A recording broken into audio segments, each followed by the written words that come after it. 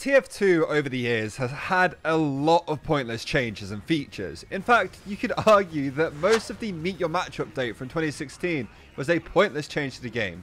We didn't really need it. But there's one addition, one feature in this game, if you could even call it that is so pointless, there's a very, very good chance you have literally never used it. Even though it is in every single game you have played of TF2 for the last 5 years. And what is that feature?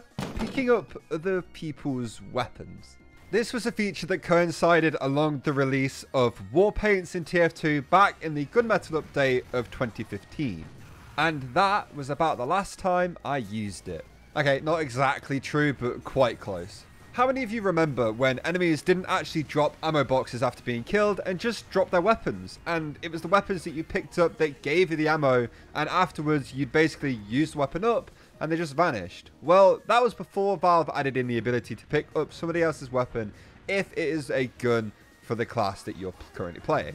It sounds like a really cool idea at first. Being able to swap weapons to grab one with more ammo or change your playstyle on the fly by grabbing something else feels more like what Valve were maybe going for with this change. But how often do you really even need to do that? If you run out of ammo, the people you kill is dropping ammo packs, so you don't really need to pick up another gun.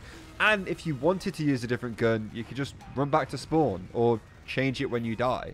In TF2, I'm not sure how many maps are really too big that you'd find a gun on the ground and need to pick it up because you can't wait until you respawn to get more ammo, or you can't run and grab ammo from somewhere else, or you desperately need to change what weapon you're using.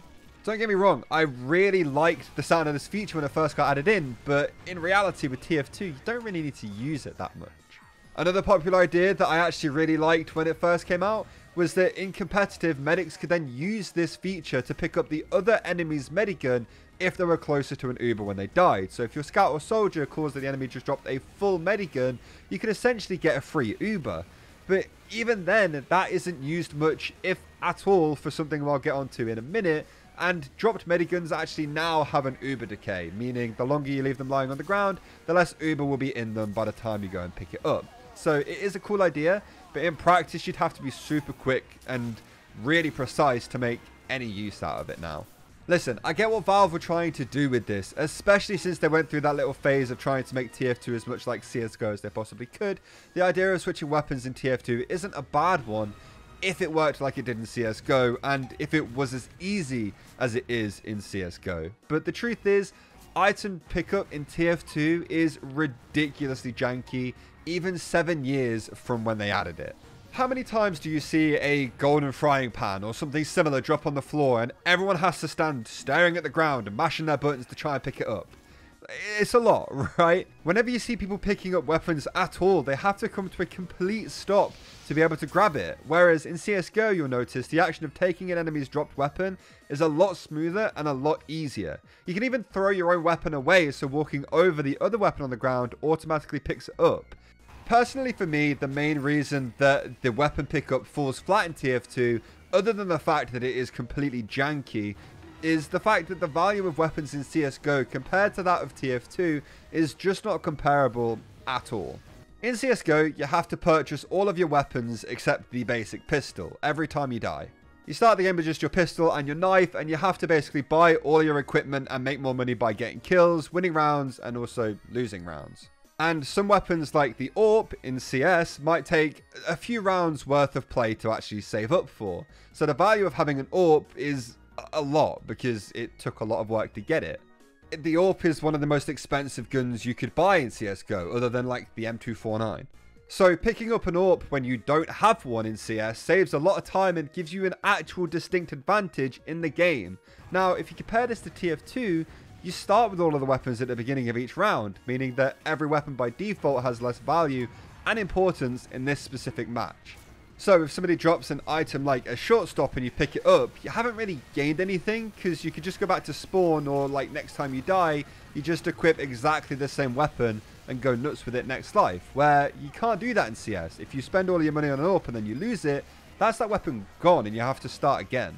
So if you could pick up an AWP before you can afford one, it saves you a lot of money and you can help your team out by buying them guns as well. These games are just built differently to each other. The way they're played, the features of the game, and just how the entire thing functions. Whereas the weapon pickup feature was not made differently for the two games really at all. Meaning it sees a lot more use in a game more suited to trying to take better weapons, because they mean a lot more and they have much more of an impact in the game than they do in a different game where you could just equip that weapon if, you know, you really wanted to use it. I feel like the main use that people have in TF2 to use the weapon pickup feature is the second a golden frying pan joins the server. Or if you see somebody with a shinier version of the weapon you're currently using, you're going to steal it off them when they die, which happens to me a lot. So you're not necessarily gaining an advantage, you're actually just picking a weapon up to use a different skin on it a lot of the time. And honestly, that isn't really a problem, but it does kind of mean that other than the golden frying pan videos that get made whenever somebody picks it up, I feel like I'm also guilty of doing that at some point. It just feels like, other than that, this feature could have been completely left out of TF2 and it would still be the exact same game, pretty much. I mean, I don't mind being proved wrong. If you can make weapon pickups work really well in TF2, then let me know how you're doing it. I'd love to hear about it. Anyway, subscribe to the channel if you're new, and I'll see you all next time.